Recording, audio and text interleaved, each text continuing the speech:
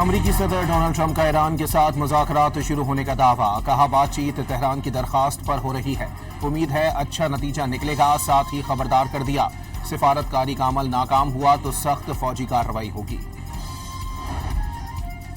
امریکہ کے ساتھ کوئی مذاکرات نہیں ہو رہے، ایران نے صدر ٹرمپ کے دعوے کی تردید کر دی۔ وزارت خارجہ کے ترجمان نے بات چیت کی درخواست سے متعلق خبروں کو بھی من گھڑت قرار دے دیا، واضح کیا کہ امریکہ کو جنگ اور امن کے اوقات کا تعین کرنے کی اجازت نہیں دی جائے گی۔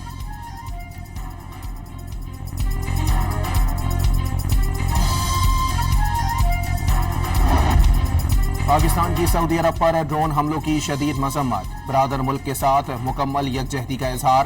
دفتر خارجہ نے اشتعال انگیز کارروائیوں کو پورے خطے کے امن و استحکام کے لیے سنگین خطرہ قرار دے دیا۔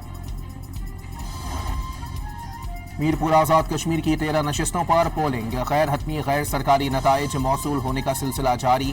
مسلم لیگ نون، پیپلز پارٹی، IPP اور آزاد امیدواروں کے درمیان کانٹے کا مقابلہ۔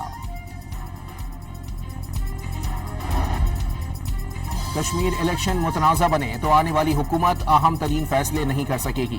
کشمیر میں استحکام کے لیے پہلا مرحلہ شفاف الیکشن ہے، chairman Peoples Party Bilawal Bhutto کی مظفر آباد میں نیوز کانفرنس۔ کویتی وزیر خارجہ شیخ جابر الاحمد الصباح کل 2 روزہ دورے پر پاکستان پہنچیں گے، مختلف شعبوں میں تعاون کو وسعت دینے پر تبادلہ خیال ہوگا۔ صدر زرداری سے چینی کمپنیوں کے وفود کی وزیر اعلیٰ ہاؤس کراچی میں ملاقات، سندھ اور چینی کمپنیوں کے درمیان مختلف شعبوں میں تعاون پر بریفنگ، صدر مملکت کی طے شدہ منصوبوں پر عمل درآمد تیز کرنے کی ہدایت۔ اسرائیلی فوج کے غزہ میں فلسطینیوں کے خلاف مظالم جاری، تازہ کارروائیوں میں مزید 3 افراد شہید اور 15 زخمی ہو گئے۔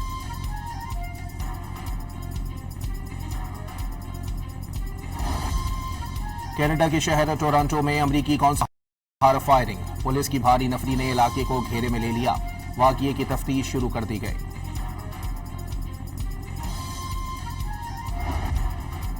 اور پہلے ٹیسٹ میچ میں پاکستان ٹیم 282 رنز بنا کر آؤٹ، آخری 7 وکٹیں صرف 39 رنز کا اضافہ کر سکیں۔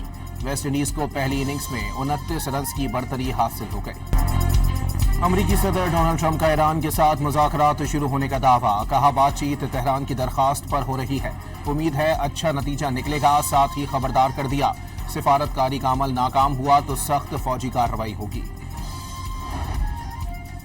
امریکہ کے ساتھ کوئی مذاکرات نہیں ہو رہے، ایران نے صدر ٹرمپ کے دعوے کی تردید کر دی۔ وزارت خارجہ کے ترجمان نے بات چیت کی درخواست سے متعلق خبروں کو بھی من گھڑت قرار دے دیا، واضح کیا کہ امریکہ کو جنگ اور امن کے اوقات کا تعین کرنے کی اجازت نہیں دی جائے گی۔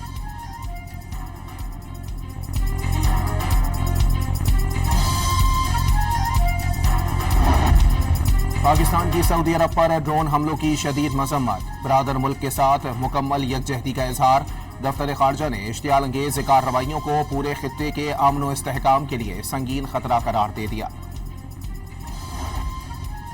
میرپور آزاد کشمیر کی 13 نشستوں پر پولنگ، غیر حتمی غیر سرکاری نتائج موصول ہونے کا سلسلہ جاری۔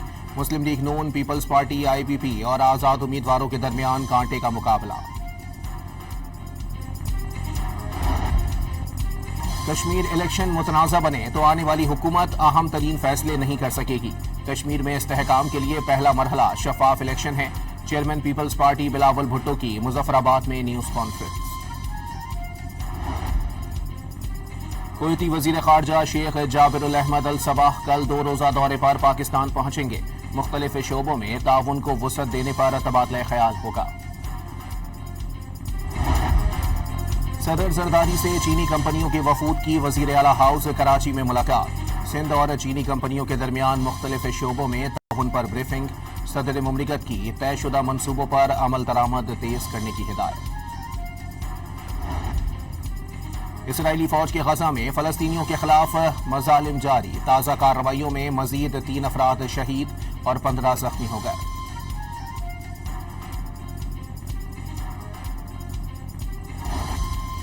کینیڈا کے شہر ٹورانٹو میں امریکی قونصل فائرنگ، پولیس کی بھاری نفری نے علاقے کو گھیرے میں لے لیا، واقعے کی تفتیش شروع کر دی گئی۔